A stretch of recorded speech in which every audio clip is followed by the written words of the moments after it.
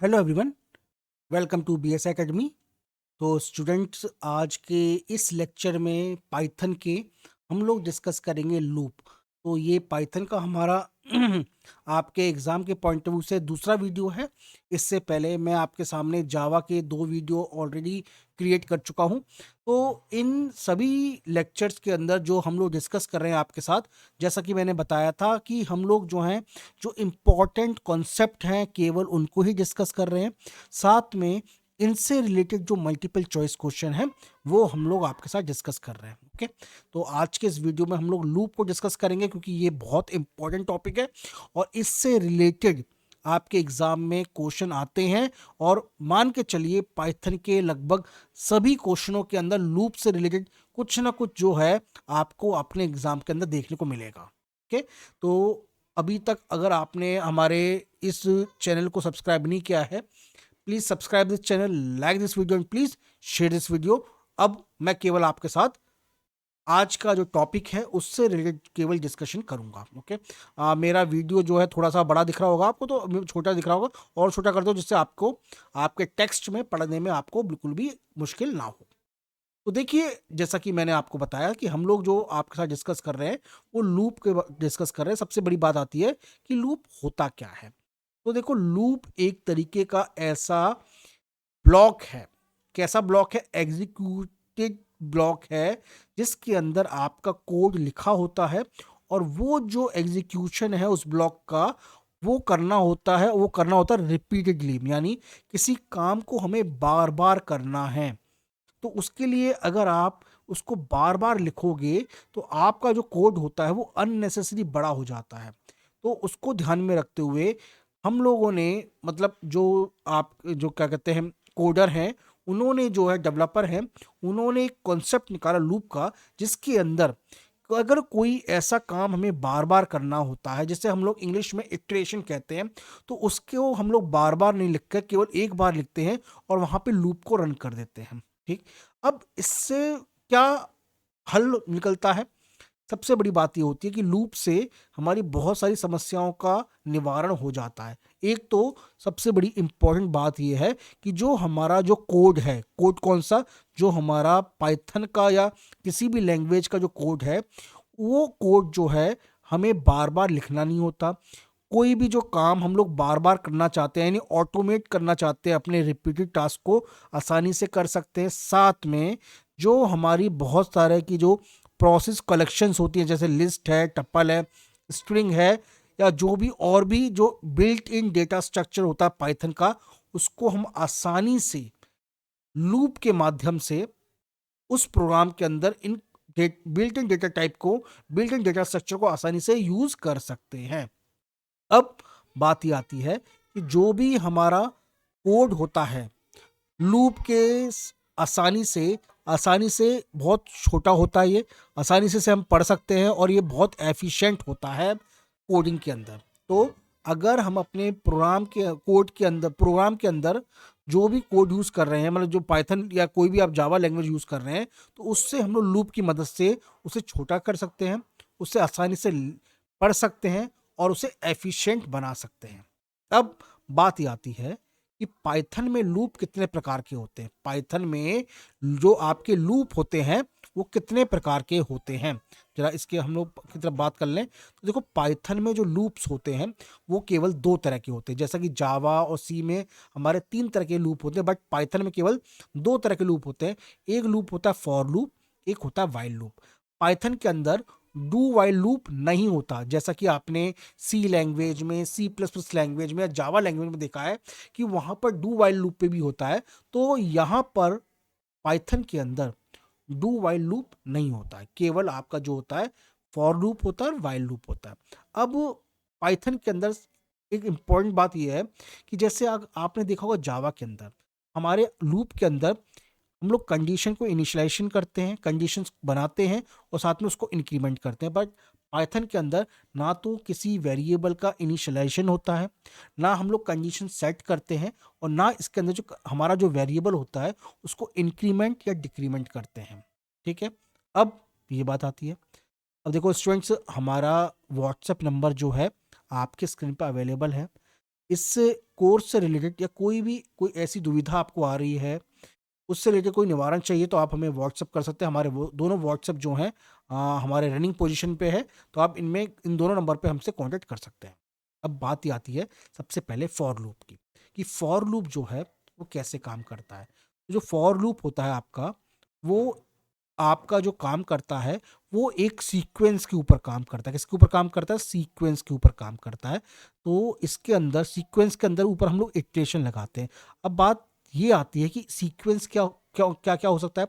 Sequence आपका list हो सकता है, टपल हो सकता है, स्ट्रिंग हो सकता है, सेट हो सकता है, डिक्शनरी हो सकती है, या रेंज हो सकती है। ठीक है।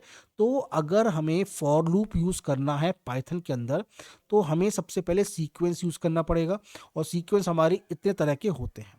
ठीक। अब बात हम लोग जो है सबसे पहले कुछ एग्जांपल देख लेते हैं। जैसे फॉर एग्जांपल एक एग्जांपल ले लेता हूं मैं फॉर लूप का विद रेंज। अगर हम फॉर लूप के अंदर रेंज को ले रहे हैं, तो रेंज के अंदर हमारा फॉर लूप कैसे काम करता है। जैसा कि मैं पहले जो जो स्टूडेंट्स हम हमारे से कोर्स लिया हुआ है, उन्होंने मैंने बता रखा है कि रेंज के अंदर जो होता है आपकी कुछ वैल्यूज होती है, और हमारा जो पर्टिकुलर जो इटरेशन होता है केवल वहीं तक काम करता है। तो रेंज जो होता है वो उसमें तीन चीज़ें होती हैं। या तो रेंज में हम लोग दे देंगे कि यहाँ पे स्टॉप हो जाएगा, अभी मैं एग्जांपल दूंगा। रेंज का स्टार्टिंग और स्टॉप दे देंगे, या फिर रेंज का स्टार्ट दे देंगे, स्टॉप दे देंगे और स्टेप दे देंगे। फॉर एग्जांपल मैं आपको दूं, अगर मैं रेंज को लेके आता हूँ, अगर मेरा वेरिएबल आई है वो केवल रेंज 5 तक काम करेगा, तो उस केस में क्या होगा कि 0 से लेकर 4 तक हमारी जो है रेंज की वैल्यू होगी। अगर मैं लिखता हूँ रेंज आई की वैल्यू जो रेंज करती है 1 से लेकर 6 तक, इसका मतलब यह है कि 1 से लेकर 5 तक करती है। ठीक है। यानी जो हमारा जो रेंज की जो फाइनल वैल्यू होती है वो इसके रेंज के अंदर इंक्लूड नहीं होती है। ठीक। अगर मैं लिख दूं कि आई की वैल्यू जो रेंज है 1 से लेकर 10 तक है, और बीच बीच में आपको दो दो का गैप देना है, फॉर एग्जाम्पल 1, 3, 5, 7, 9। ठीक है। तो ये जो है हमारा रेंज जो है लूप के अंदर जो है इस तरीके से काम करता है। ठीक। अब देखो, अब हमारे जो इक्वेशन है वो हमारे different built in data structure में काम करते हैं। इसमें पहला मैं एग्जांपल लेता हूँ लिस्ट का। तो अगर मैंने लिस्ट में कैसे यूज़ करते हैं, लिस्ट में हम लोग इस तरीके से यूज़ करते हैं, फॉर एक्स इन 10, 20, 30। यानी एक्स की वैल्यू हमें केवल 3 में वैल्यू में रखनी है, या तो 10 में रखनी है, 20 में, 30 में। अगर मैं प्रिंट एक्स करूंगा तो ये बारी बारी से 10 को भी प्रिंट करेगा, 20 को भी प्रिंट करेगा, और 30 को प्रिंट करेगा। और लिस्ट कैसे काम करती है ये मैंने लास्ट वीडियो में आपको बताया था। तो प्लीज़ अगर जिन स्टूडेंट्स को लिस्ट के बारे में नहीं पता है, तो प्लीज़ लास्ट वीडियो को देखिएगा, वहाँ पे आपको क्लियर हो जाएगा। अब हम टपल में देखते हैं। टपल में भी हमारे जो कुछ इस तरीके से काम करती है, फॉर एक्स इन 1, 2, 3। तो वो क्या करेंगे, वैल्यू को 1 को प्रिंट करेंगे, 2 को प्रिंट करेंगे और 3 को प्रिंट करेंगे। ठीक। अब हम लोग देखते हैं स्ट्रिंग के अंदर सिंपली इसी तरह से, फॉर सी एच यानी कैरेक्टर इन पाइथन। तो वो क्या करेगा, कैरेक्टर में पीएलए पी को प्रिंट करेगा, वाई को प्रिंट करेगा, टी को, एच को, ओ को, एन को, वो कुल मिलाकर सबको पूरा वर्ड पाइथन है वो उसे टाइप कर देगा। ठीक। इसी तरीके से डिक्शनरी में हम एक्चुअली हमारे पास दो चीज़ें होती है। एक तो हमारे पास की होती है, और उस की के करस्पॉन्डिंग वैल्यू होती है। तो डिक्शनरी में क्या होता है हमारे पास कि सबसे पहले हम लोग देखते हैं कि वो पर्टिकुलर की जो है वो हमारी डिक्शनरी में है या नहीं है। तो अगर मैं की को लिखूंगा की इन डी, डी मतलब हमारा वेरिएबल, तो प्रिंट की, तो जो पर्टिकुलर की है उससे रिलेटेड जो वैल्यू है उसको प्रिंट कर देगा। ठीक है। चलिए, अब हम आते हैं अपने वाइल लूप पे। देखो वाइल लूप क्या होता है, वाइल लूप भी जो होता है हमारा फॉर लूप की तरह काम करता है। बट इसमें ध्यान देने वाली बात यह है कि इसके अंदर जो है हमारी कंडीशन होती है। जब तक हमारी कंडीशन सेटिस्फाई होती रहेगी, हमारा जो लूप है वो रनिंग कंडीशन में काम करता रहेगा। तो हमारा जब तक कंडीशंस काम करती है, कंडीशन ट्रू होती रहती है, तब तक हमारा वाइल लूप काम करता है। और इसके अंदर जो है हमें ये पता नहीं होता कि जो हमारा वो जो पर्टिकुलर इटरेशन है उसका जो नंबर है वो क्या होगा। जैसे फॉर में क्या होता है कि फॉर के अंदर जैसे हमारी रेंज थी, हमें पता है कि हमारी रेंज 5 तक है, तो यानी 0 से लेकर 4 तक हमें रन करना ही है। बट इसके अंदर वाइल के अंदर जो है केवल हमारा जब तक कंडीशन सेटिस्फाई होती है तब तक हम लोग उसको रन करते हैं। तो इसमें सिंटेक्स जो है हमारा कुछ इस तरह का होता है। मैं आपको एग्जांपल देता हूँ। फॉर एग्जांपल इसके अंदर जो है हमारा इटरेशन काम करता है। ठीक है। मतलब जो इंक्रीमेंट डिक्रीमेंट होता है, फॉर एग्जांपल आई की वैल्यू 1 लेता हूँ मैं। आई की वैल्यू 1 ली मैंने। वाइल आई की वैल्यू जो है जब तक 5 और उससे छोटी है तब तक वैल्यू प्रिंट होगी, और हम लोग आई की वैल्यू को इंक्रीज करते रहेंगे +1 करके। तो यहाँ पर आप देख रहे हो कि मैं आई की वैल्यू को इनिशियलाइज कर रहा हूँ। मैंने यहाँ पे आई की वैल्यू को इनिशियलाइज किया, यानी इनिशियलाइज का मतलब होता है कि मैं उसको अपनी पहली कंडीशन में रख रहा हूँ, इनिशियलाइज कर रहा हूँ। मैं यहाँ पे कंडीशन भी लगा रहा हूँ, मैं यहाँ पर कंडीशन भी लगा रहा हूँ, और मैं उसको जो है इंक्रीमेंट भी कर रहा हूँ, इंक्रीमेंट भी जो है कर रहा हूँ, ठीक है, यानी इंक्रीज कर रहा हूँ। तो अगर मैं यहाँ पे कंडीशन को ऐसी कंडीशन लिख दूँ जिसके अंदर हमारा मतलब हमें जो है ना एक्चुअली में, अगर मैं इस इंक्रीमेंट वैल्यू को नहीं लिखूंगा तो मेरा जो लूप है वो इनफाइनाइट लूप हो जाएगा, और मैं उस चक्र के अंदर फंस जाऊंगा और मेरा आउटपुट नहीं आएगा, और ये हमारी जो है रनिंग एरर में आ जाता है, ठीक है। अब बात आती है इनफाइनाइट लूप क्या होता है। देखो, इनफाइनाइट लूप आपका एक तरीके का कोड का वो पार्ट होता है, लूप का वो पार्ट होता है जिसमें हमारा लूप जो होता है कभी ख़त्म नहीं होता। और ख़ास तौर से इस तरह के जो लूप इनफाइनाइट लूप होते हैं हम लोग 3 जगह यूज़ करते हैं: सर्वर के अंदर, इवेंट ड्रिवन प्रोग्राम के अंदर, और गेम के अंदर। याद रखिएगा, इनफाइनाइट लूप को हम लोग अपने जनरली सिंपल प्रोग्राम में यूज़ नहीं करते हैं, इनको केवल सर्वर में यूज़ करते हैं, या गेम में यूज़ करते हैं, या कुछ ऐसे इवेंट होते हैं जिनके अंदर जो है इवेंट ड्रिवन प्रोग्राम होते हैं, केवल वहीं पे यूज़ करते हैं, ठीक है। मैं यहाँ पे लिखना भूल गया, एक्चुअली में ये 1 होगा, ये 2 होगा, और ये 3 होगा, ओके। अब कुछ एग्जांपल, फॉर एग्जांपल अगर मैं लिखूंगा वाइल ट्रू, तो ये हेलो प्रिंट करा रहा हूँ, तो ये जो है ये एक तरीके का क्या है, ये इनफाइनाइट लूप है। कैसा है ये? इनफाइनाइट लूप है, और ये हमेशा रन करता ही रहेगा। नेक्स्ट हमारा जो है कुछ हमारे लूप कंट्रोल स्टेटमेंट होते हैं। जब हम लोग लूप से बाहर निकलने की कोशिश करते हैं, जब हमारी कंडीशन सेटिस्फाई हो जाती है, या फिर हम लोग जो है उस पर्टिकुलर स्टेटमेंट को स्किप करना चाहते हैं, तो हम लोग क्या करते हैं, 2 तरह के स्टेटमेंट यूज़ करते हैं। एक होता है हमारा ब्रेक स्टेटमेंट, एक होता है हमारा कंटिन्यू स्टेटमेंट। तो जो स्टूडेंट्स ने हमारे कोर्स ले रखे हैं, मैंने उनको बता रखा है कि ब्रेक स्टेटमेंट क्या होता है। कि ब्रेक स्टेटमेंट जो होता है हमें अपने लूप से इमीडिएटली बाहर करने की कोशिश करता है। फॉर एग्जांपल मैंने लिखा आई इन रेंज 10, तो ये रेंज की वैल्यू जो है 0 से लेकर 9 तक काम करेगी, ठीक है। और जैसे ही आई की वैल्यू 5 पहुंचेगी, जैसे ही आई की वैल्यू 5 पहुंचेगी, यहाँ पे इमिडिएटली जो है हम लोग जो है लूप से एग्जिट कर जाएंगे। यहाँ पे जैसे ही मैं ब्रेक लगाऊंगा मैं लूप से एग्जिट कर जाऊंगा, ठीक है। तो इस केस में आपने देखा कि ऑल्दो हमें वैल्यू 0 से लेकर 9 प्रिंट करनी थी, बट जैसे ही आई की वैल्यू 5 होती है हम लोग एग्जिट कर जाते हैं। तो ये काम होता है ब्रेक स्टेटमेंट का। तो ब्रेक स्टेटमेंट क्या होता है, आपके लूप को इमिडिएटली जो है ब्रेक कर देता है। तो यही इसका सबसे इम्पोर्टेंट पार्ट है।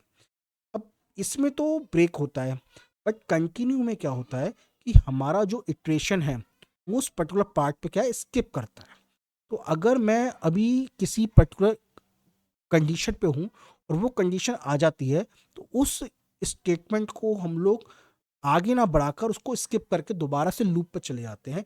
यही काम होता है हमारा कंटिन्यू का। जैसे फॉर एग्जांपल, जैसे ही मैं यहाँ पर आया, आई की वैल्यू जो है रेंज की वैल्यू जो है, आई की वैल्यू हमारी कितनी है, आई की वैल्यू 0 है, 1 है, 2 है, 3 है, और 4 है।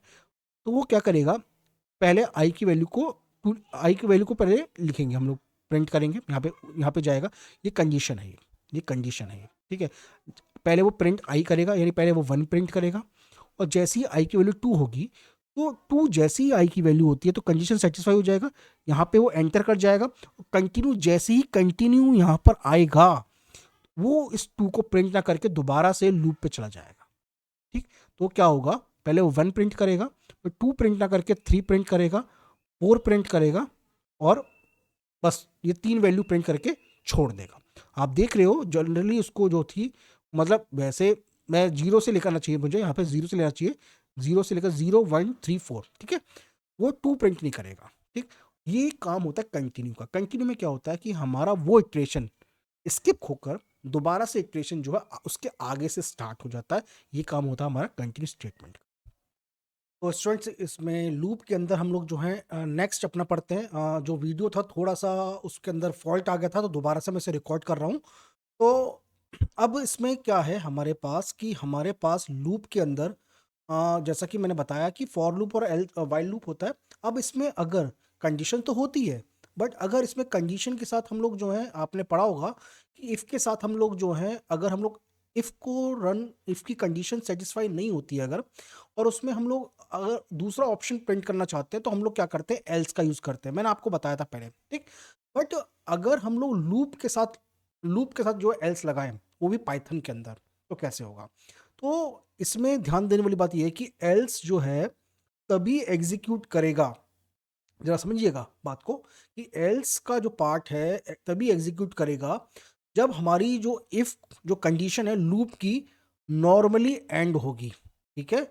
और अगर लूप के अंदर हम लोगों ने इफ लगा रखा है और इफ के अंदर ब्रेक है और वहां पर ब्रेक अगर लगा दिया, तो उस केस में हमारा जो एल्स पार्ट है वो एग्जीक्यूट नहीं करेगा। ये बहुत इंपॉर्टेंट डिफरेंस है और इससे रिलेटेड क्वेश्चन आपके एग्जाम में आ जाते हैं। और इसमें ही अभी जो था वीडियो के अंदर जो था, वो मेरा थोड़ा फॉल्ट हो गया था, क्योंकि वहां पर मैं कुछ मिस्टेक कर गया था, इन द सेंस कि लिखने में दिक्कत गई, इसलिए दोबारा से इस पार्ट को मैं उसी वजह से रिकॉर्ड कर रहा हूँ। अदरवाइज मैं इसे रिकॉर्ड नहीं करता, क्योंकि ये समझानी बात आपको बहुत ज़रूरी है कि अगर इफ दे रखा है लूप के अंदर और वो प्रॉपरली रन कर रहा है, तो हमारा जो एल्स पार्ट है वो हमारा रन करेगा प्रॉपरली। बट अगर हमारे लूप के अंदर इफ है और इफ के अंदर हम लोगों ने ब्रेक लगा दिया है, तो उस केस में हमारा जो एल्स पार्ट है वो हमारा जो है वो यूज नहीं होगा। अब मैं जरा एक एग्जांपल आपको देता हूँ। फॉर एग्जांपल यहाँ पर आपके सामने एग्जांपल है नाउ कि फॉर आई इन रेंजेस 5, तो अब इसमें जो आई की वैल्यू होगी वो क्या क्या होगी? आई की वैल्यू होगी 0, 1, 2, 3, 4, ये होगी। अब हमारे पास इसके अंदर हम लोग कंडीशंस चेक करेंगे, ठीक है। अब यहाँ दे बात है कि अगर हमारा इफ प्रॉपरली एग्जीक्यूट करेगा तभी एल्स एग्जीक्यूट करेगा। अगर इफ हमारा एग्जीक्यूट नहीं करेगा, इफ हमारा एग्जीक्यूट नहीं करेगा तो एल्स एग्जीक्यूट नहीं करेगा। तो हमारे इस पार्ट को रन होने के लिए, इस पार्ट को रन होने के लिए जो है क्या करना है, हमें क्या करना है, हमें जो है हमारी जो कंडीशंस हैं वो प्रॉपरली सेटिस्फाई होनी चाहिए, ठीक है। अब यहाँ पर देखो, if I is equals to 10, ठीक है। अब जब आई की वैल्यू 0 है, तो यहाँ पर ये कंडीशन जो है वो आपकी सेटिस्फाई, एक तरीके से आप बोलो कि वो जो है, क्योंकि यहाँ पे कुछ दे ही नहीं रखा आप, क्योंकि आप इसे प्रिंट कराना चाहते हो, क्या कराना चाहते हो, यहाँ पे कुछ भी गिवन नहीं है, ठीक है। तो उस केस के अंदर जो है ये एग्जीक्यूट नहीं करेगी आपकी कंडीशन, क्योंकि एक तो आई 10 के बराबर नहीं है, इक्वल नहीं है, तो ये कंडीशन एग्जीक्यूट नहीं करेगी। तो अल्टीमेटली जो है आपका जो है ये इस तरीके से वैल्यू आती रहेंगी। और जैसे ही आई की वैल्यू आपकी जो है 4 होगी, ठीक है, आई की वैल्यू जो है आपकी 4 होगी, क्योंकि ये अपने आप प्रॉपरली जो इम्प्लीमेंट होता रहेगा जैसी होगी। तो अब आई की वैल्यू जैसे 4 होगी, तो कंपेयर करेंगे क्या आई की वैल्यू 10 है? जी नहीं, 10 नहीं है, 10 नहीं है, तो ब्रेक नहीं लगेगा। तो यहाँ पर अल्टीमेटली आखिरी में आ जाएगा लूप कंप्लीटेड नॉर्मली, ठीक है। ध्यान देने वाली बात है कि अगर इफ एग्जीक्यूट होगा, देखो इफ तो एग्जीक्यूट हो रहा है, इफ तो एग्जीक्यूट हो रहा है, केवल कंडीशन जो है वो क्या आ रही है, पास और फेल हो रही है। वो कंडीशन जो है आपकी पास और फेल हो रही है। बस दोनों में आपको ये ध्यान रखना है कि अगर इफ के अंदर मैंने ब्रेक यूज किया है, तो पहले इफ कंडीशन सेटिस्फाई होने के बाद जैसे ही वो अंदर करता है ब्रेक लग जाएगा, तो वहां पे वो एल्स पार्ट पे कभी आ ही नहीं पाएगा, ठीक। अब यही बात को हम लोगों ने वाइल एल्स से शो किया है कि अगर हमारे वाइल एल्स के अंदर, जैसे अगर आप देखें कि आई इज लेस देन 5, ठीक है, i is less than 5, i plus is equals to 0, ठीक है। जैसे आई की वैल्यू जो है आपकी 1 है, वो एंटर कर जाएगा और वैल्यू आपकी इंक्रीज हो जाएगी, आपकी वैल्यू इंक्रीज हो जाएगी। प्रिंट नहीं होगी, क्योंकि मैं प्रिंट करा ही नहीं रहा। हाँ, प्रिंट करा रहा तो वो अलग बात होती, ठीक है। तो आई की इज इक्वल्स टू 1, ठीक है। अब ये तब तक होता रहेगा जबकि आई की वैल्यू जो है, जैसी हमारी आई की वैल्यू जो है 5 होती है, आई की वैल्यू जैसी 5 होती है यहाँ पर, मतलब इसमें, अब वो यहाँ पे आएगा, तो वाइल जो है आपकी जो है वो सेटिस्फाई नहीं होगी, वो इसके अंदर एंटर नहीं करेगा, फिर क्या करेगा, वो एल्स पार्ट पे जाएगा, ठीक। तो जैसे ही एल्स पार्ट पे आएगा तो लिखेगा वाइल एंडेड नॉर्मली, ठीक। अब देखो ये आपका जो है ये वाला पार्ट आ जाएगा। अब बहुत से स्टूडेंट बोलेंगे सर आपने जो बोला ना वो समझ नहीं आया। बेटा जरा जरा इसको डिटेल में समझ लेते हैं हम लोग जो है मल्टीपल चॉइस क्वेश्चन की हेल्प से। अब मैं कुछ आपके सामने कुछ क्वेश्चंस लेके आया हूँ जो कि आपके एग्जाम के पॉइंट ऑफ व्यू से इंपॉर्टेंट है, और यही हम लोग जो है आपके साथ डिस्कस भी करेंगे। ठीक है, अब देखो पहला क्वेश्चन आपके सामने है। पूरा क्वेश्चन दिखा देता हूँ आपको, जिससे आपको कोई डाउट ना हो कि आई की वैल्यू जो है हमारी रेंज 3 है। तो रेंज 3 का मतलब ये है आपकी 3 वैल्यू आएंगी, 0, 1, 2। जब आई की वैल्यू 0 है, जब आई की वैल्यू 0 है, तब हमारी कंडीशन के अंदर वो एंटर नहीं करेगा, वो कंडीशन सेटिस्फाई नहीं होगी, तो वो ना तो इफ को रन करेगा ना एल्स को रन करेगा, दोनों में से किसी पार्ट को भी एग्जीक्यूट नहीं करेगा। तो ध्यान देने वाली बात है कि ना तो इफ रन करेगी और ना ही आपका एल्स पार्ट रन करेगा जब आई की वैल्यू 0 है। जैसे ही आई की वैल्यू 1 होती है, बिल्कुल होगी, जैसे ही आई की वैल्यू 1 होगी तो आपका इफ पार्ट जो है क्या हो जाएगा, रन हो जाएगा। और जैसे ही इफ पार्ट रन होगा तो क्या हो जाएगा, आपको यहां पर ब्रेक लग जाएगा। क्या लग जाएगा, आपका ब्रेक लग जाएगा। आप इस पर्टिकुलर आई के ब्लॉक से, मतलब लूप के ब्लॉक से बाहर हो जाओगे, आप एग्जिट हो जाओगे। और जैसे ही एग्जिट हो गया आप, तब आप जो है लास्ट में प्रिंट एंड जो है उसे प्रिंट कर दोगे, तो आपका जो आंसर आएगा वो केवल आएगा एंड। बहुत सारे बच्चे यहाँ पे क्या करेंगे, डन और एंड, दो डन और एंड इसको लगा देंगे, जो कि रॉन्ग है। आपका जो आंसर है स्टूडेंट्स, वो आंसर आपका डी है, एंड ओनली। क्योंकि ध्यान देने वाली बात यह है कि जब आई की वैल्यू 0 है तो वो इफ के अंदर एंटर करेगा ही नहीं। जब इफ के अंदर एंटर करेगा ही नहीं तो एल्स वाला पार्ट जो है वो भी आपका एग्जीक्यूट नहीं होगा। और जैसे ही आई की वैल्यू 1 होगी तो यहां पर ब्रेक लग जाएगा। यानी आप इफ के अंदर एंटर कर गए, अब आप इफ के अंदर एंटर कर गए तो आप जो है ब्रेक लगा दोगे, उस पर्टिकुलर लूप से आप बाहर हो जाओगे और आखिरी में आपकी वैल्यू जो प्रिंट जो है एंड हो जाएगी। क्लियर है, डन है। Next question, question number 2। यहाँ पे और आपको क्लियर हो जाएगा, क्योंकि यहाँ वहां पे जो था वो थोड़ा सा लग रहा था कि भाई सर कुछ प्रिंट करा तो करा नहीं रहे आप। अब यहाँ पे देखते हैं हम लोग क्या होगा इसका आंसर। आई की वैल्यू 0 है, i is less than 5, if I is equals to 2 continue, otherwise print i. ठीक, अब आई की वैल्यू जब 0 है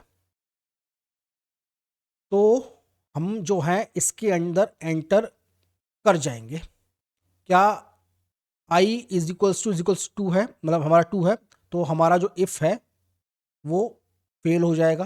तो हम लोग जो है इसके अंदर इसके अंदर हम लोग तभी जाएंगे जब आई की वैल्यू हमारी 2 हो जाएगी। ठीक, अब हम लोग क्या करेंगे, यहाँ पे प्रिंट करेंगे। प्रिंट करने के लिए मैं अलग से लिख देता हूँ, हम लोगों ने प्रिंट करा 1 करा। अब आई की वैल्यू यहाँ पे इंक्रीज हो जाएगी, आई की वैल्यू जो है आपकी 0 से बढ़कर 1 हो गई। जैसी 1 होगी, आई की वैल्यू 5 है, जी हाँ कंडीशन सेटिस्फाई हो गई, तो आपका जो इफ है वो अभी भी एग्जीक्यूट नहीं होगा। आप जो है 2 प्रिंट कर दोगे, 2 प्रिंट कर दोगे और आई की वैल्यू जो है आपकी क्या हो जाएगी, आई की वैल्यू क्या हो जाएगी आपकी 3 हो जाए। अच्छा, 0 से स्टार्ट हो रहा था तो सॉरी, पहले 0 प्रिंट होगा, फिर 1 प्रिंट होगा और उसके बाद जो है आपकी आई की वैल्यू जो है 2 हो जाएगी। जैसी आई आप आई की वैल्यू 2 होगी, आप आई ये कंडीशन आप चेक करोगे, ये कंडीशन ओके हो जाएगी। और जैसी आप फिर आपकी इफ की कंडीशन भी 2 हो जाएगी, फिर आप क्या करोगे, कंटिन्यू कर दोगे। कैसे करोगे, कंटिन्यू कर दोगे। दोबारा से आप जो है फिर कंडीशन को चेक करोगे, फिर कंडीशन को चेक करोगे, क्या आई 5। तो आई आप देख रहे हो कि 0 1 को प्रिंट करने के बाद आपकी वैल्यू 2 पर जो है वो फिक्स हो गई है। ये वैल्यू 2 पर फिक्स हो गई है, क्योंकि हम लोग जो है यहां तक पहुंच ही नहीं पा रहे हैं। हम लोग जो है यहां तक पहुंच ही नहीं पा रहे हैं। तो इस केस में क्या होगा, आप 0 1 तो प्रिंट करोगे, बट इसके साथ साथ आप जो है इनफाइनाइट प्रिंट करते रहोगे, इनफाइनाइट। तो अब फर्क ही नहीं पड़ता कि आप इनफाइनाइट 2 2 प्रिंट कर दो, तो आंसर आएगा आपका 0 1 2 2 2 2 2, इस तरह से 2 2 प्रिंट करते रहोगे और आप जो है इनफाइनाइट लूप में फंस जाओगे। ठीक है, तो यही आपका करेक्ट आंसर है, इनफाइनाइट लूप। तो please mark C is the correct answer. बहुत सारे बच्चे यहाँ पे प्रिंट 0 1 करेंगे और स्टॉप कर देंगे, जी नहीं, स्टॉप नहीं करेंगे। अच्छा, अब इसके अंदर अगर मैं इसको कोड को सही करना चाहता हूं तो मैं क्या करूंगा, इसे करेक्ट करने के लिए। मेरा आंसर तो आ गया, मुझे आंसर पता है कि सी है। अगर मैं इस कोड को सही करना चाहता हूं तो इस कंटिन्यू को बेटा मैं क्या करूंगा, इसे यहां पर नहीं लिखूंगा, यहाँ पर इसको बिल्कुल नहीं लिखूंगा। मैं क्या करूँगा, इसको आपके लिए मतलब यहाँ पर इसको प्रिंट करने से पहले आप कंटिन्यू को जो है बाद में लिखोगे। क्या लिखोगे? बाद में लिखोगे इसके बाद।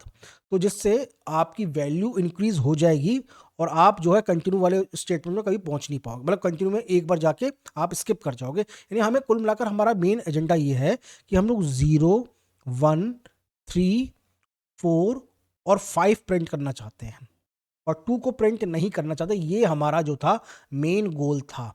बट इस गोल से हम लोग जो डेविएट हो गए, क्योंकि हम लोगों ने कंटिन्यू को यूज कर दिया प्रिंट से पहले। प्रिंट से पहले हम लोगों ने कंटिन्यू को यूज कर दिया और i+1 0 जो है हम लोग यहाँ पे इसे कर रहे हैं। तो ये जो है कहीं ना कहीं गड़बड़ कर रहा है। इस कंटिन्यू को अगर आप या तो इसके पीछे ले जाओ, ठीक है, या तो पीछे ले जाओ आप, या फिर आप जो प्रिंट कर रहे हो इससे आप जो है ऊपर प्रिंट करा दो आप। जैसे अगर मैं वाइल लिखूंगा यहाँ पर i5 इस तरीके से।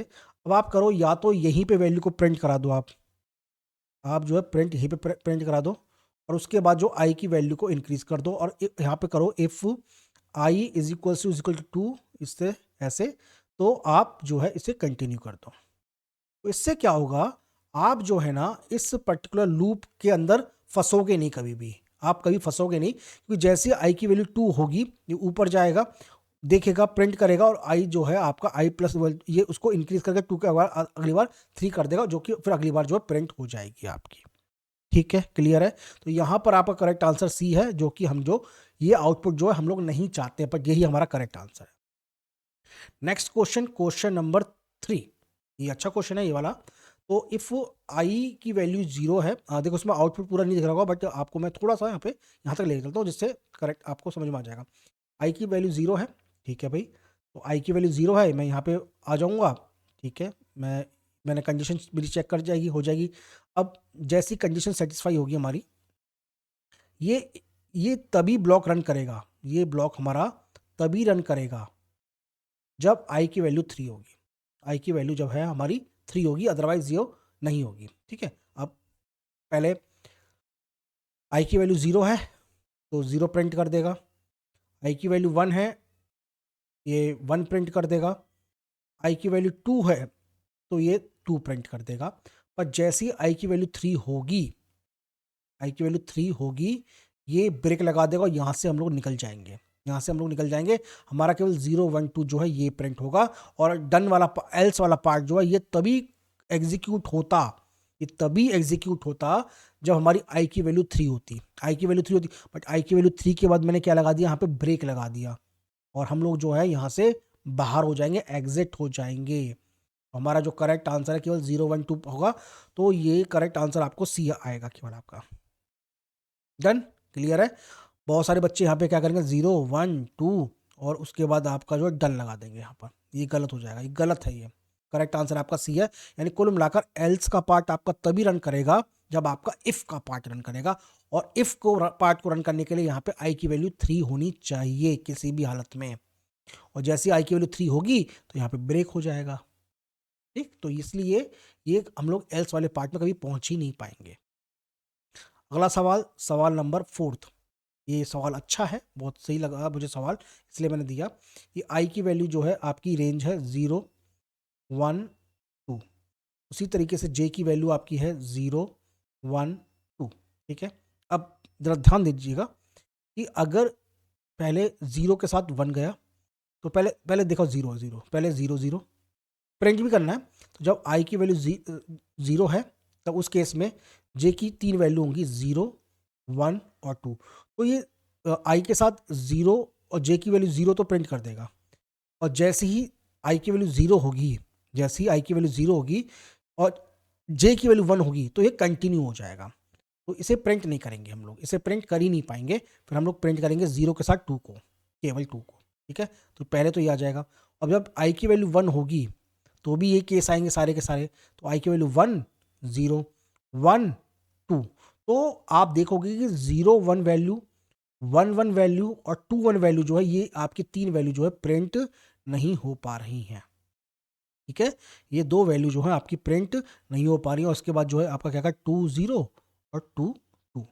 तो कौन कौन से आंसर हैं आपके आपके जरा चेक करिए कौन कौन से आंसर हैं। या बी तो नहीं होगा, ये कौन सा आंसर है ये लग रहा है आपको 20। ठीक है, ये दूसरा हो गया, ये आपका ये हो गया, ए आपका जो है करेक्ट आंसर लग रहा है। इसके अलावा ये भी सेम है क्या, एक बार चेक करिए, सी ए और सी सेम है क्या। हम्म, ये और ये आई थिंक ए और सी में जो ऑप्शंस हैं वो दोनों के सेम हो गए हैं, तो इसलिए इसमें जो करेक्ट आंसर है आपका वो ए और सी दोनों ही हो गए। बट वो ऐसा हो नहीं है, गलती से वो हमसे हो गया। तो इसमें जो करेक्ट आंसर है आपको मैंने बता दिया, पहले 0 0 प्रिंट होगा, फिर 0 2 प्रिंट होगा, फिर 1 0 प्रिंट होगा, फिर 1 2 प्रिंट होगा, फिर 2 0 प्रिंट होगा, फिर 2 2 प्रिंट होगा। ठीक है, तो करेक्ट आंसर आपको मैंने यहाँ पे प्रिंट कर दिया है। नेक्स्ट क्वेश्चन, क्वेश्चन नंबर आपका है 5।